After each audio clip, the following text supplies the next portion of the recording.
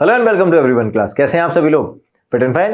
Hi class, my name is Shubham और आज हम लेके आ गए हैं क्लास 10 मैथमेटिक्स प्रोबेबिलिटी चैप्टर के previous year questions. So class, NCERT में अच्छे क्वेश्चंस हैं, नो डाउट। उसके बाद उसके एक लेवल ऊपर क्वेश्चन और सारे अच्छे क्वेश्चन जो अब तक आपने अटेम्प्ट नहीं किए हैं, वो वैरायटी के क्वेश्चन भी इस टाइप के क्वेश्चंस में मैं लेके आया हूं PYQs में, and it has been prove that they already come into the previous exam. So इसलिए इनको बहुत ध्यान से देखना, और कुछ एक क्वेश्चन है जिनमें नए कॉन्सेप्ट यूज होंगे, तो definitely will do those concepts as well. Start करते हैं क्वेश्चन नंबर 1 से। फर्स्ट क्वेश्चन बोल रहा है, in a group of 20 people 5 can't swim. If a person is selected at random, that the probability that he or she can swim, 5 can't swim. That means if you're talking about 20 people, out of which 5 cannot swim, then 15 can swim, obviously. So we are finding out the probability that he or she can swim. So 15 out of 20. So that 15 by 20 reduce करेंगे तो 5 3s and 4s are 3 by 4, option A. कोई confusion है बच्चों? We got the answer. ठीक है, next वाला question. Probability of happening an event is dependent by P, ठीक है, denoted by P, ठीक है। Probability of happening an event denoted by probability of happening an event is denoted by P, fine. And the probability of not happening of the event, probability of not happening of that event is denoted by Q. Relation between P and Q. अगर कभी ऐसा होता है तो इन दोनों का सम 1 होता है ना बच्चों।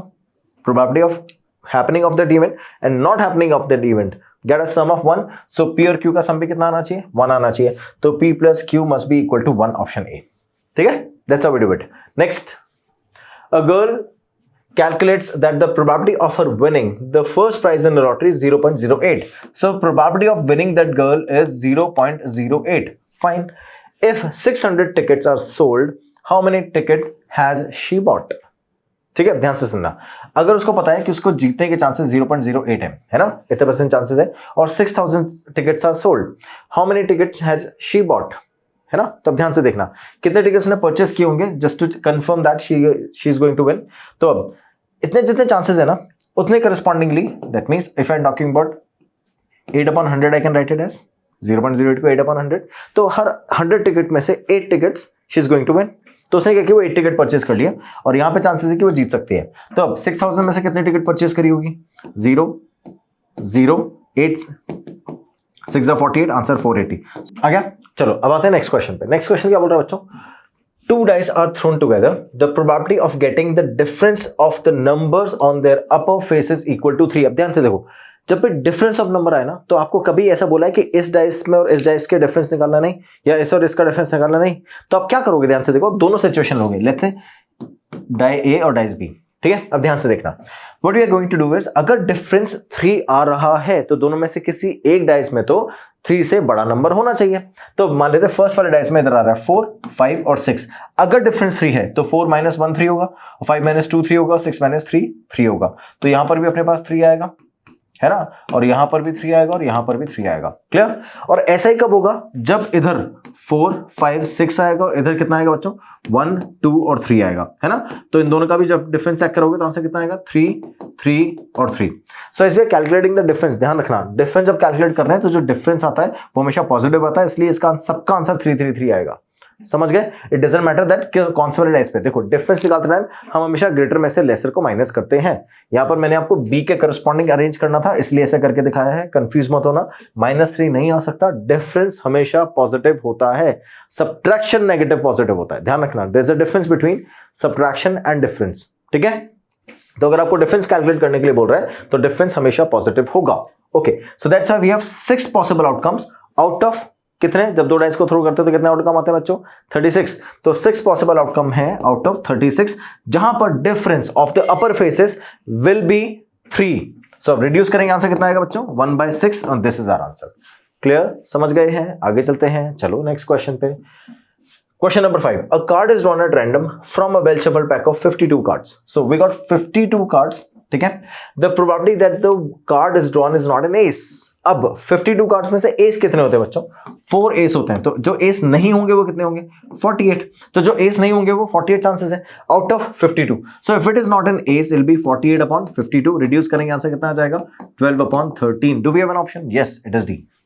ठीक है, समझ गए कितना इजी क्वेश्चन था। आगे चलते हैं। नेक्स्ट क्वेश्चन, अ bag contains 5 red balls n green balls, ये इंपॉर्टेंट क्वेश्चन है, ध्यान से सुनना। 5 कितनी रेड बॉल्स और n green balls. Green ball हमको पता है क्या? नहीं पता, n लिख लिया। क्वेश्चन में बोला है if the probability of drawing a green ball is 3 times that of the red ball. ध्यान से सुनना, probability of drawing a green ball is 3 times the probability of drawing a red ball. Probability drawing a red ball, यही बोला है question में। That's a probability drawing a green ball. Class बहुत ध्यान से सुनना, बहुत इंपॉर्टेंट क्वेश्चन है। If the probability of drawing a green ball is 3 times, कौन 3 टाइम्स है? ग्रीन बॉल 3 टाइम्स है, तो रेड को 3 से मल्टीप्लाई करेंगे। समझ में आ रहा है ना? ग्रीन बॉल तो ऑलरेडी 3 टाइम्स है ना, इन दोनों को अगर इक्वल करना है तो रेड को 3 से मल्टीप्लाई करना पड़ेगा, तभी तो इक्वल हो जाएंगे। जैसे मान के चलो इसकी वैल्यू आ रही है 3 और ये 9 है, तो ये तो ऑलरेडी 3 टाइम्स है। अगर मुझे दोनों को इक्वल करना है तो मुझे क्या करना पड़ेगा? मुझे इसको 3 से मल्टीप्लाई करना पड़ेगा, तभी तो दोनों इक्वल होंगे। तो हम छोटी वैल्यू को मल्टीप्लाई करते हैं किससे? जो वैल्यू जितना टाइम्स इंक्रीज हो रहा है। तो छोटी वैल्यू कौन होगी इन दोनों में से? रेड की प्रोबेबिलिटी, तो उसको मल्टीप्लाई करेंगे 3 से, so that we get equal answers. Fine, times that of the red ball, then the value of n is. अब सोचो कितने टोटल नंबर ऑफ बॉल्स है मेरे पास में? 5 प्लस n, ये टोटल बॉल्स हैं। अब टोटल बॉल में से अगर मैं ग्रीन की प्रोबेबिलिटी निकालूंगा तो प्रोबेबिलिटी होगी, probability of green would be, direct लिख देते हैं n अपॉन 5 प्लस n। ये फेवरेबल आउटकम। अगर ग्रीन बॉल निकालने हैं तो जितनी ग्रीन बॉल होगी वो न्यूमरेटर में और टोटल बॉल डिनोमिनेटर में, ऐसे ही करेंगे। ग्रीन कितनी बॉल है? n, तो ये रखा मैंने न्यूमरेटर में, और टोटल बॉल्स कितनी बच्चों? टोटल बॉल्स है 5 प्लस n, ये रखा डिनोमिनेटर में। Now 3 times that will be equal to 5 upon 5 plus n। ऐसा कैसे किया? रेड की प्रोबेबिलिटी होगी red balls upon total balls, तो रेड बॉल कितनी है? 5 upon total ball 5 plus n, place कर दिया।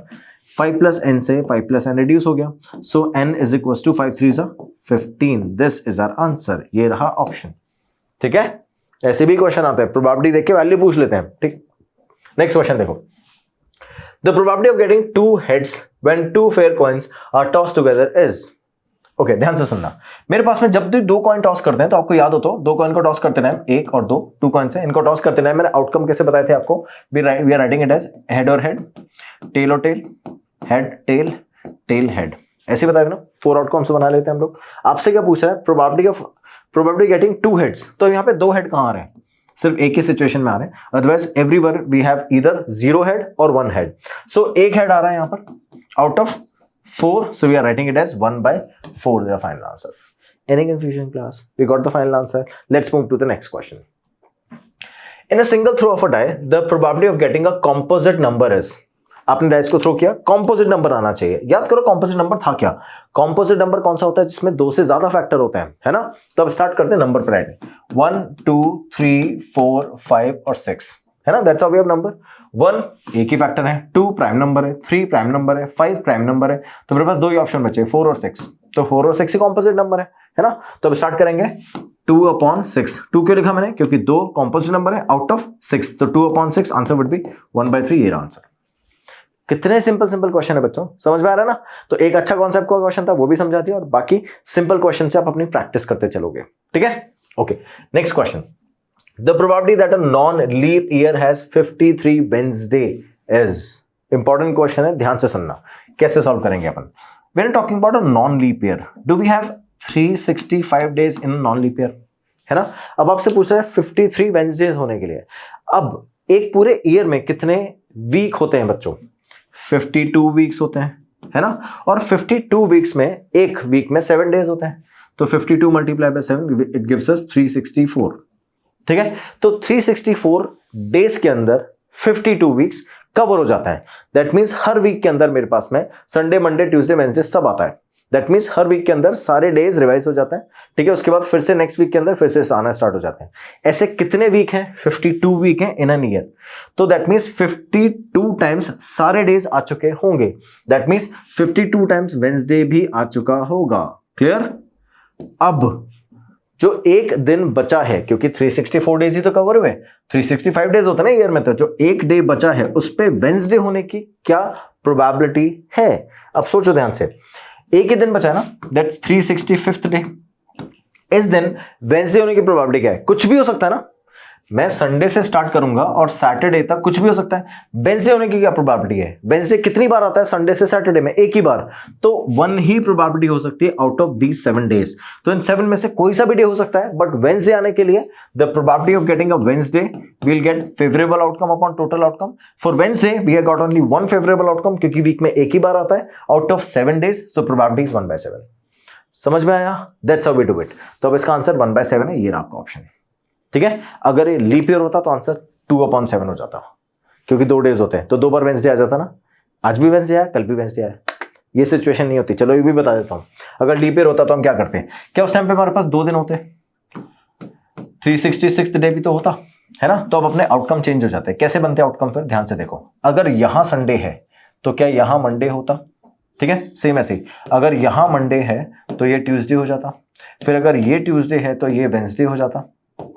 ठीक है, और अगर ये वेंसडे है तो ये थर्सडे हो जाता है ना, ये थर्सडे तो ये फ्राइडे। क्लियर? ये सारा इसलिए लिख रहा हूं बच्चों, एग्जाम में आपको लिख के आना पड़ेगा, आपको बताना पड़ेगा that what are the outcomes you have taken. Then Friday, Saturday, Saturday and then Sunday once again. So we started from Sunday, we reached to Sunday once again. So these are the 7 possible outcomes whenever we are talking about 2 days of 365th and 366th days of an year. We are talking about a leap year this time.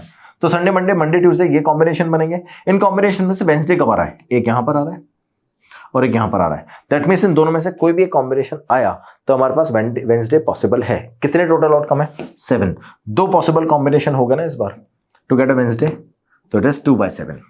ठीक है, ऐसा नहीं है Wednesday 2 बार आ जाएगा, लेकिन 2 combination ऐसे हो जाएंगे कि अगर आज वेंसडे हुआ तो कल थर्सडे हो जाएगा, वेंसडे आ गया, और आज ट्यूसडे हुआ तो कल वेंसडे हो जाएगा, तो भी 2 बार वेंसडे आ जाएगा, है ना। समझ में आया? सो इसलिए मुझे तो एक बार वेंसडे और चाहिए बस। सो 53rd टाइम मेरे पास वेंसडे आ जाना चाहिए। वो तो दोनों में से किसी एक दिन भी आ जाएगा तो 53rd हो जाएगा ना उसका। That's how. सो इसमें से किसी भी सिचुएशन का, ऐसा नहीं वेंसडे का, संडे, मंडे किसी का भी पूछे आंसर 2/7 ही है। ठीक है, और वही अगर नॉन लीप ईयर में किसी का भी आंसर पूछे 1/7 है। समझ गए? ध्यान रखना, जब भी 53 संडेज की बात आए एमसीक्यूज में आंख बंद करके लगाओगे। 53 संडे, मंडे कुछ भी पूछे, कोई सा भी डे पूछे, 53 पूछ रहा है, नॉन लीप ईयर पूछ रहा है 1/7, 53 पूछ रहा है, लीप ईयर पूछ रहा है 2/7, आंख बंद करके। ठीक है, कोई कैलकुलेशन नहीं करनी। कैलकुलेशन ये पार्ट आपको सिर्फ सब्जेक्टिव में करना है, ध्यान रखना। Clear? So we got the answer 1/7 because it was talking about non-leap year this time. Whenever it is leap year, we are writing 2/7. Clear? आगे चलते हैं नेक्स्ट क्वेश्चन पे। From the letter of the word mango, a letter is selected at random. ठीक है, MANGO है ना।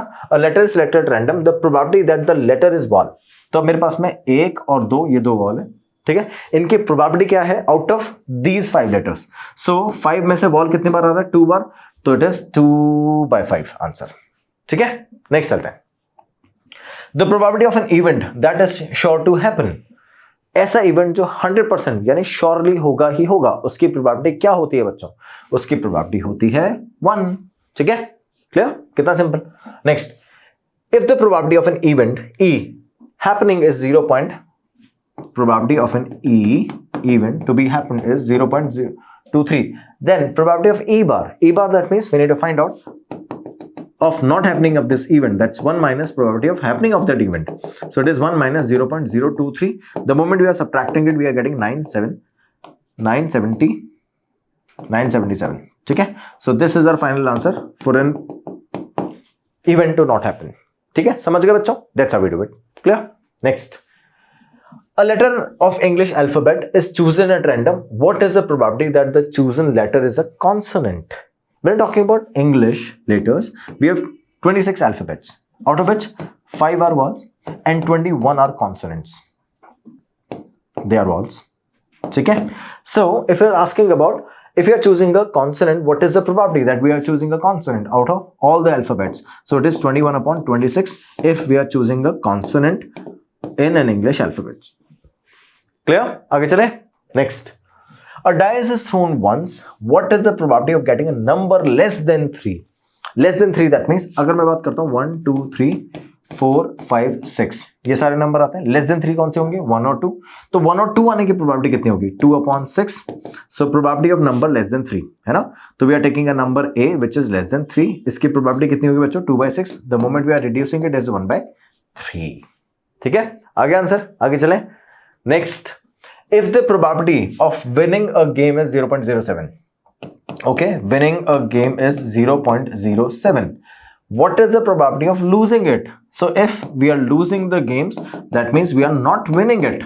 So probability of not winning that particular game is 1 minus probability of winning that game. ठीक है, तो अब देखना क्या करना है. 1 minus probability of winning 0.07, subtract करोगे 0.93 is the answer of not winning or losing whatever.